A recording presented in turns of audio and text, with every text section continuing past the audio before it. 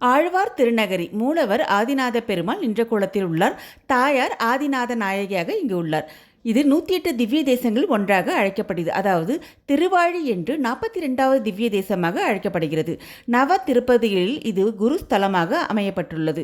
இத்தலத்தின் சிறப்பு நம்மாழ்வார் அவதரித்த தலமாகும். அது மட்டும் இல்லாமல் இங்கே முக்கியமான சிறப்பு என்னன்னு பார்த்தீங்கன்னா, நம்மாழ்வார் 16 ஆண்டு காலமும் இந்த புளிய மரத்துக்கு அடியில் தான் தவம் இருந்ததாகவும் 36 ஆண்டு காலம் மொத்தமாக வாழ்ந்த காலமாக குறிப்பிடப்படுகிறது. 36வது வயதில் இந்த மரத்தின் அடியில் புதைக்கப்பட்டார். 5000 வருட பழமையான இது புளிய மரமாகும். இத்தலத்தின் ஸ்தல விருட்சமாக இந்த புளிய மரம் உள்ளது. இம்மரத்தின் இலைகள் சுருங்காது. எனவே இது உறங்கா புலி என்று அழைக்கப்படுகின்றது. இந்த மரத்தின் பழம் பழுக்காது. பாண்டிய மன்னர்கள் காலத்தில் பெரிய நகரமாக இது உருவாக்கப்பட்டுள்ளது. ஆழ்வார் திருநகரிக்கு தாமிரபரணி தல தீர்த்தமாகும். ஸ்ரீரங்கத்துக்கு எப்படி காவிரி தண்ணி போல அதே மாதிரி ஆழ்வார் திருநகருக்கு தாமிரபரணி ஆறுதான் தல தீர்த்தமாக அமையப்பட்டுள்ளது.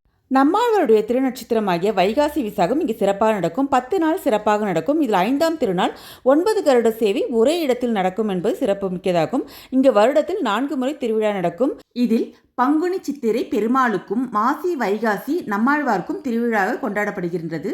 இத்திருத்தலம் தூத்துக்குடி மாவட்டத்தில் திருச்செந்தூரிலிருந்து திருநெல்வேலிக்கு செல்லும் வழியில் அமைந்துள்ளது. ஓம் நமோ நாராயணா நமக.